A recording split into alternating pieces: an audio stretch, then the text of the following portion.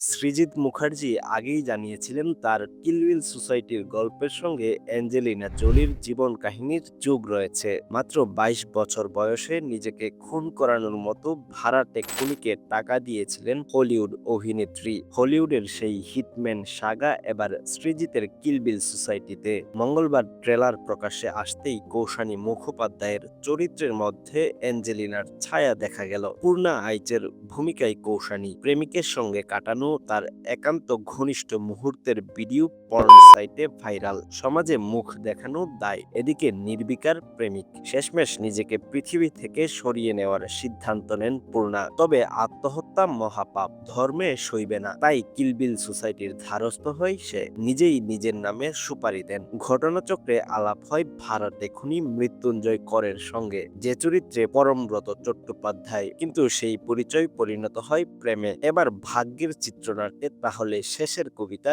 লিখবে কে? প্রেম না মৃত্যু? উত্তর পেতে আগামী ১১ এপ্রিল প্রেক্ষাগৃহে যেতে হবে, কারণ সেদিনই মুক্তি পাচ্ছে সৃজিতের কিলবিল সোসাইটি। ট্রেলারের শেষ পাতে হেমলক সোসাইটির আইকনিক দৃশ্যের উলাট পুরাণ ঘটিয়েছেন পূর্ণা এবং মৃত্যুঞ্জয়। টুইস্ট সেখানেই, হেমলক সোসাইটির ১৩ বছর বাদে কেমন আছেন আনন্দকর এবং তার আশেপাশের মানুষেরা, সেই গল্প নিয়েই সৃজিতের কিলবিল সোসাইটি আসছে। কাস্টিং এ নামজাদা তারকাদের ভিড়, আর তাদের ফার্স্ট লুক আগেই কৌতূহলের পারদ চড়িয়েছিল। কিলবিল সোসাইটি সিনেমায় যুক্ত হওয়ার গল্প জানিয়ে কৌশানী মুখার্জি বলেন, সৃজিতদা আমাকে প্রথম ফোন করে ডাকেন, জিজ্ঞাসা করেন তোর চুমু খেতে অসুবিধা আছে? আমি বলেছিলাম হ্যাঁ, অসুবিধা তো অবশ্যই আছে। তারপর সৃজিতদা জানান সিনেমায় চুমু খাওয়াটা চিত্রনাট্যের জন্য জরুরি। আমি চিত্রনাট্য শুনলাম, শুনে আর না বলার প্রশ্নই ছিল না। কি অসাধারণ গল্প! সৃজিতদার সঙ্গে আমিও সহমত। কিছু জায়গায় গল্পের খাতিরে ওই দৃশ্যটা প্রয়োজনীয়, আর